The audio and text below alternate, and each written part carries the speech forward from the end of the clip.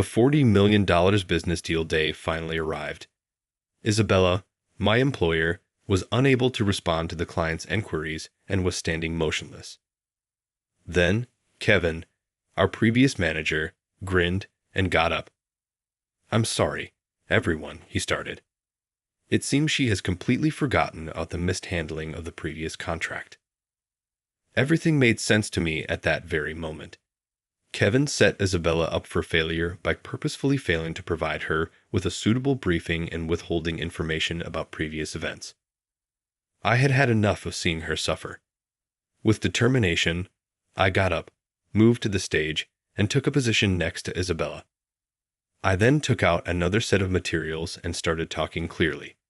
Kevin would be held accountable for the chaos he caused. Jason is my name. I work in sales and am 42 years old. My employer, TechCraft, is a manufacturer and installer of industrial equipment, but the duties that I am given are seldom complicated. This is because Kevin, my immediate supervisor, believes I'm incompetent and never assigns me meaningful work. I feel like a lifelong novice as I spend my days making copies and organizing files. On my bad days, Kevin will even send me to the convenience shop to grab his coffee. He assigns me menial duties all the time. Even though it has nothing to do with business and is entirely personal, the other staff members are too afraid of Kevin's fury to speak up. I wanted to focus on more rewarding projects, but I was afraid to ask for help. Since I was a young child, I have always been hesitant and unable to advocate for myself. Mike, a classmate of mine from elementary and middle school, used to harass me nonstop. Mike used to tease me, calling me kiddo and laughing all the time. I was not gregarious or sporty. During playtime, I would read books or compose stories by myself rather than play with the other boys. Mike would grab my notepad and make fun of me, saying things like, "Wow, you write stories about girls. You're very strange. Return it. Nothing is wrong with it." When I would anxiously reach out, Mike would merely mockingly wave the notebook. "Naturally, it's strange. You're here writing bad fiction, while we're all playing dodgeball or soccer. Stop it. Give it back." Mike harassed me nonstop. We wound ourselves in the same class our 9th year of middle school, even though I intended to stay away from him. When it was determined that we would perform a play for the school festival, I feared the worst could happen. With malice, Mike said, "I believe Jason ought to be Aladdin. He'll be fantastic because he reads stories all the time." I was astonished because I detested being the focus of attention. I attempted to refuse, but it was unanimous, so I had to pretend to be Aladdin. The princess in Aladdin sobbed because she desired a more attractive partner. I wanted to cry because I felt so ashamed. However, the play went well, and our class received a lot of praise. I wanted to vanish from the stage because I detested the attention so much. Everyone celebrated by going to karaoke afterwards, but I stayed home and cuddled up in bed. This is why I still find it difficult to stand up to people and become uncomfortable receiving criticism. I silently agree with my boss's ridiculous demands, believing that my life will always be thus boring. A woman moved to our headquarters from a regional office one day. Isabella was her name, and she worked in my department. Her features were stunning and finely defined, and her posture was tall and straight. I was concerned that she might be just as tough as Kevin, since she was about to take over as my supervisor. Isabella, though, was nice to me. "Jason, could you handle creating this report?" "What? Are you certain I can succeed?" I had never been assigned such an important job under Kevin's supervision, so I was taken aback and lost my temper. Isabella answered, "Yes." Everyone else said they were too busy to help, with a tiny twist of her head. "Don't misunderstand. It's not that you appear liberated." "No, I'll take care of it. I would love to take it on if it is all right with you." I was really happy that Isabella gave me this responsibility. I gave the report my best because up until now I had only done menial tasks. The outcome was an excellently formatted, lucid document. "I've finished the report, Isabella. Is this looking all right?" "I'm grateful." "Well, it looks amazing." "Jason, it's well laid out and understandable. You're quite skilled at this." As I hesitantly handed over the report, Isabella smiled at me. "Yes, I enjoy doing this kind of work. I'll ask you again." I was pleased to receive praise for my job all day. Ever since, I found myself growing fond of Isabella. Isabella exuded intelligence because she was a graduate of a prominent university and had studied in the UK. Numerous male coworkers expressed interest in her since she was pretty and single. Like Isabella, they presumably want an attractive and intelligent bride. The men alternated in inviting her to lunch during breaks, but she consistently smiled and graciously turned down their advances. Rather, she kept working at her computer while consuming sandwiches from the convenience store. We shared a sense of solidarity because I also ate fast food at my desk. Despite Isabella's kindness towards her coworkers, she didn't seem to be liked by them. They said that due to her aristocratic upbringing, she was patronizing. It felt like jealousy to me because I had never felt that way. Isabella was attractive, had a lovely body, and possessed a remarkable education. Maybe others felt that her credentials were an insurmountable obstacle. However, the other women, married and with kids, would slander one another, saying Isabella was unable to comprehend them. I had sympathy for Isabella. People should mind their own business because everyone has different circumstances, regardless of whether they are married or not. The female employees would argue that having a spouse and children makes one feel complete, but that would be interfering. I could not put up with comments like these from my peers if I were a woman. But Isabella never became upset or depressed. Instead, she would simply smile and ignore it. I was contacted by Isabella one day. "Could you accompany me to the client meeting next week?" "What, me?" Isabella asked me directly when there were other personnel available, which confused me. "Yes, I agreed that it would be a fantastic learning experience for you because you assisted Kevin in organizing the paperwork for this deal. I hope you can make it." I had arranged the files for Kevin's projects, but that was only a filing assignment he gave me to complete. However, Isabella gave the impression that Kevin trusted me enough to entrust me with those materials. I would be delighted to join if that is the case. Could I please obtain the paperwork that Kevin gave me? Isabella's expression clouded at my suggestion. That is the issue. I haven't gotten anything, even though Kevin claimed to have given them over already. He says he is no longer in possession of them. What? So you haven't had a chance to view the documents? I was shocked to see that Kevin had not given me any project-related paperwork. Kevin maintained that he had completed the handover in spite of Isabella's persistent queries. In actuality, Isabella hadn't gotten a single contract or file pertaining to this transaction. This is not credible. I've looked several times in case I misplaced them, but there isn't a record of any transfer. I don't know what to do. I thus believe that having you, who collaborated closely with Kevin, would be beneficial. Isabella drew her exquisite eyebrows together, displaying genuine distress. I sighed inwardly as I saw how upset she was. This was most likely just another of Kevin's devious ploys. Kevin may have been upset about losing his job to Isabella because he still wanted to be the sales manager.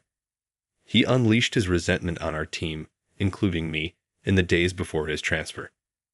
Though it was unprofessional, Kevin most likely did not finish the handover on purpose. I'm going with this transaction because it has certain problems.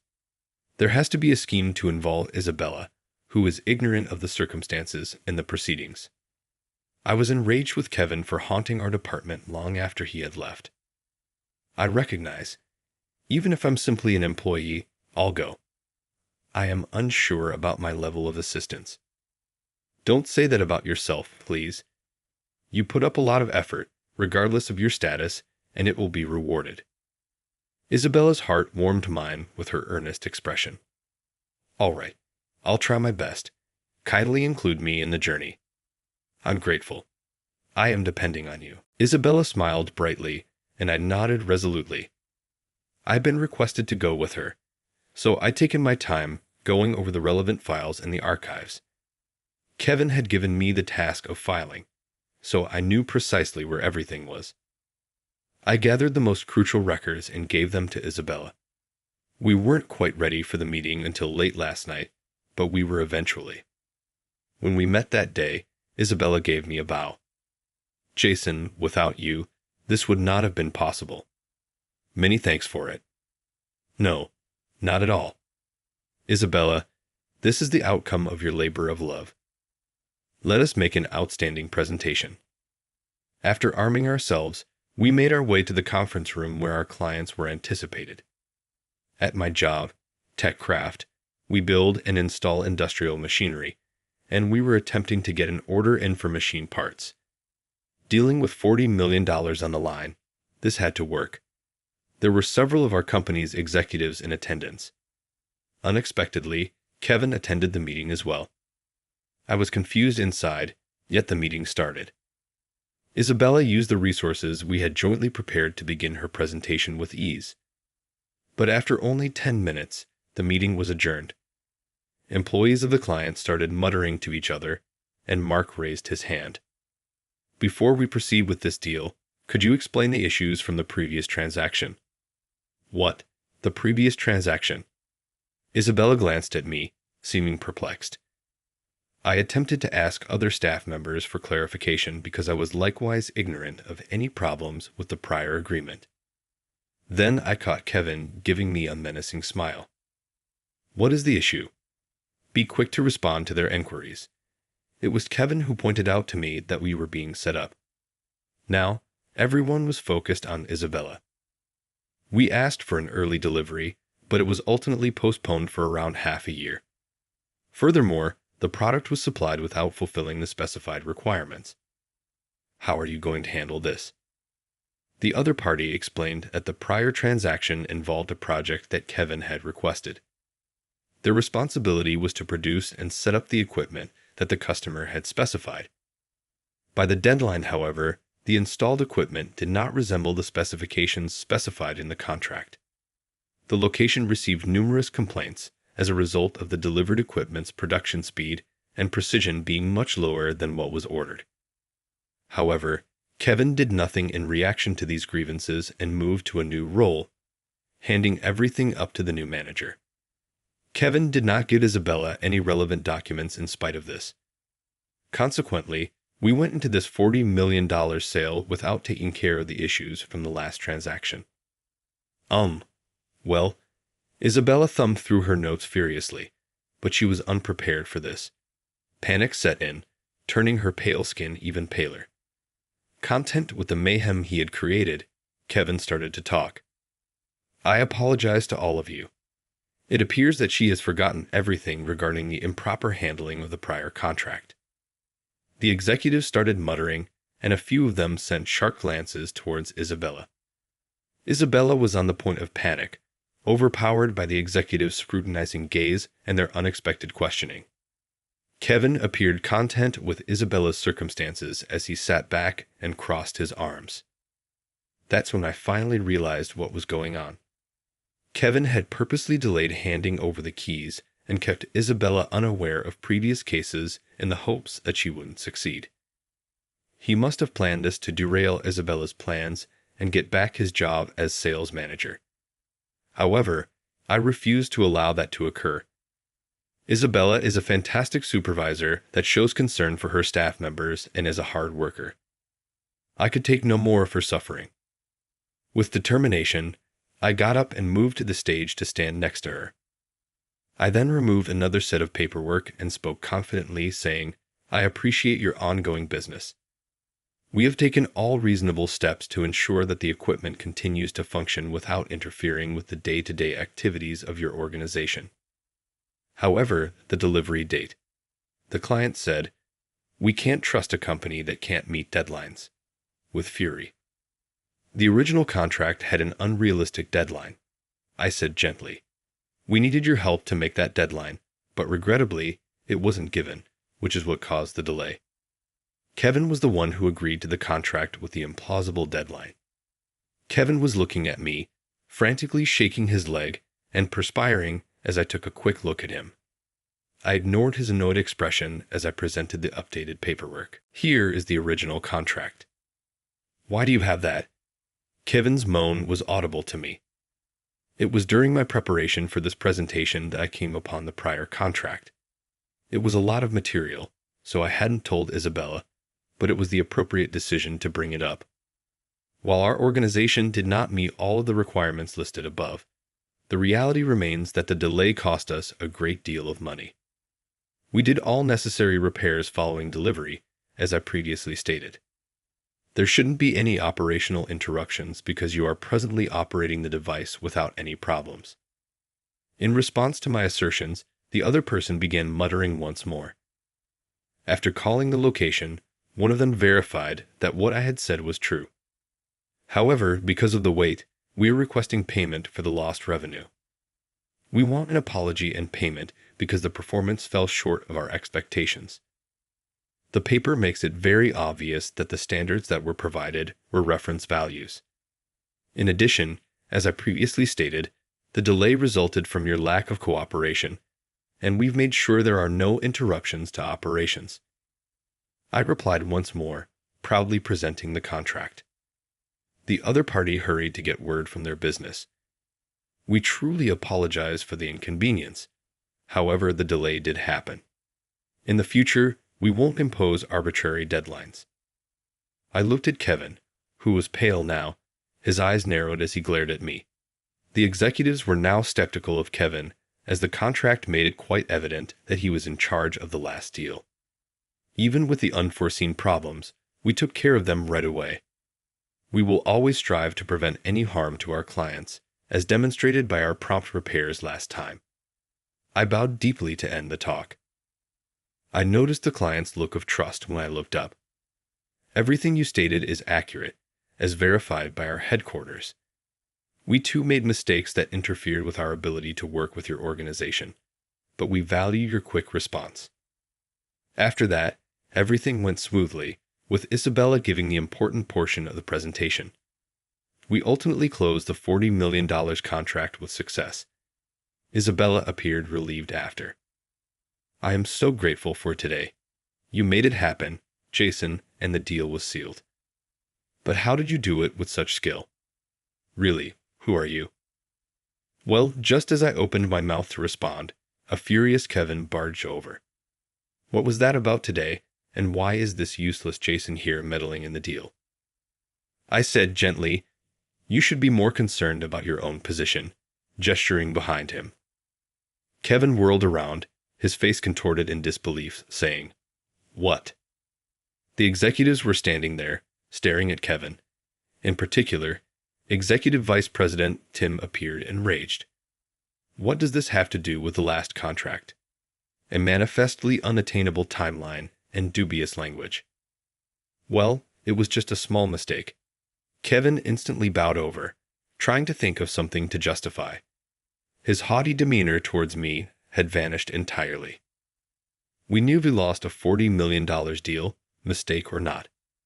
Do you have any idea how much harm that we've done to our business? Jason saved the day, and you ought to be grateful for that. Kevin, who had always treated others with contempt, was forced to lower his head in appreciation, and his expression betrayed his animosity. The higher management, however, didn't stop there. Your work attitude has already caused us some anxiety. We'll carry out an internal inquiry and determine the appropriate course of action for your disciplinary action. Get ready to deal with the fallout. Please wait. I didn't do anything improper. Kevin, half-cried, was running after the departing executives, trying valiantly to explain himself. But when all of this was revealed, he was probably going to suffer some serious consequences. Once the disturbance subsided, Isabella turned back to face me. Jason, you really do amaze me. You've always claimed that you were simply an inept worker, but I don't see it at all. Oh please, stop exaggerating. I work as a regular employee, handling paperwork. Isabella never stopped looking at me with a serious gaze, no matter how hard I rejected it. What made you bring the old contract with you? The current negotiation might not have succeeded without it. It's imperative in business to support claims with contracts. Contracts are evidence. They provide precise, understandable terms that have been agreed upon by both parties, I said with ease. Isabella's eyes continued to swell. Be truthful with me. Are you really among the elite? You have a sharp mind, are convincing, and are rational. Are you qualified in any way? Well, after meeting her sincere stare, I came to the realization that it would be futile to continue hiding my true history, so I at last came clean. Actually, I have a law degree. What? You were a lawyer then? That clarifies why you know so much about contracts. Did you attend law school as well? Isabella's eyes widened in shock at my answer. No, I passed the bar exam, but chose not to become a lawyer. What? Why did you say that you were just an employee like any other? You have a lot of talent. I sincerely appreciate your saving the day. I was in a panic. Isabella thanked them over and over. Despite including it on my resume when I first joined the company, I had kept my law degree a secret from them. My credentials and history were known to HR and upper management. Given the size of the company, Kevin and my coworkers most likely thought of me as just another ineffective employee. I was always more of a bookworm, and my classmates made fun of me a lot. I even created books, but others made fun of me for it. Jason, you're really talented. That really is incredible. Isabella was always complimenting me, but I didn't think I was all that special. My goal in getting a law degree was to aid others, but regrettably, something happened. I was present when someone connected to a case singled out and gravely injured my mentor. When he finally passed away, I began to doubt the field. As a lawyer, I wanted to help people, but the thought of being so loathed that people would even assault me made me change my mind. Thus, I made the decision to live as an average employee rather than seek a career in law. Becoming in the spotlight is not my thing. Therefore, I didn't think becoming an office worker would be a good fit for me. Even though I had a law degree, I was frequently asked during interviews why I wanted to work in an office. All I wanted was a normal job with a tranquil existence. I got employed by providing general responses, which is how I ended up here. I worked hard at first, but as I got older, I stopped working so hard because I was warned not to overdo it, or that my efforts might bother other people. I was an exception because most new hires had only attended 4-year institutions. I came from a legal background. I was presumably viewed as a worthless worker due to my advanced age. Kevin treated me like an imbecile and assigned me menial jobs as a punishment, but I stopped caring. I hated being the center of attention in times of crisis, even while I yearned for meaningful work. Previously, my primary goal as an employee had been to avoid taking on responsibilities, but this time was different. Isabella's hardships were too real to me, and I wanted to support her. I wanted to help Isabella because she had always watched out for me since she came.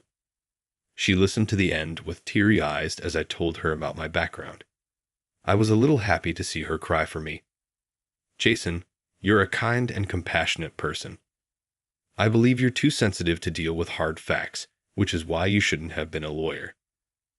I blinked in amazement too, hearing such wonderful words. However, that is not a cause for shame. It simply demonstrates your heart's purity, Isabella remarked, giving me a back pat. The negotiations went well after that. The client studied the specifics during our discussion, and we immediately drafted adjustments. We even finished the contract draft by the end of the meeting, thanks to my legal degree. The customer had great faith in me to handle the transaction in a timely and accurate manner. Our sales department kept performing well under Isabella's direction. Kevin's demotion was later announced by the executives. A transfer order was issued at the same time, moving Kevin to the archiving department. As the name implies, it's a well-known dead-end department within the organization that functions similarly to a notice of termination. Kevin's initial goal was to make a comeback and reclaim his old position. But rumors of his almost botched $40 million deal had begun to circulate, and people started to shy away from him.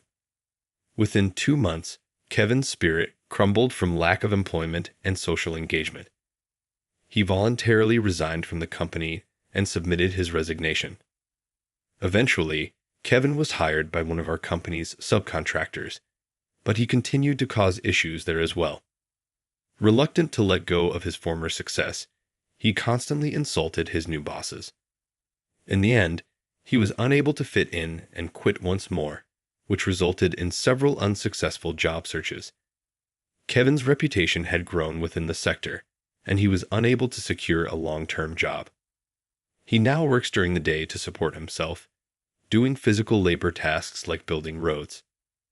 A coworker said that he was working hard and appeared ragged, which was a sharp contrast to his previous haughty attitude. I continue to work with Isabella personally. The only thing that has changed is Isabella's last name to mine.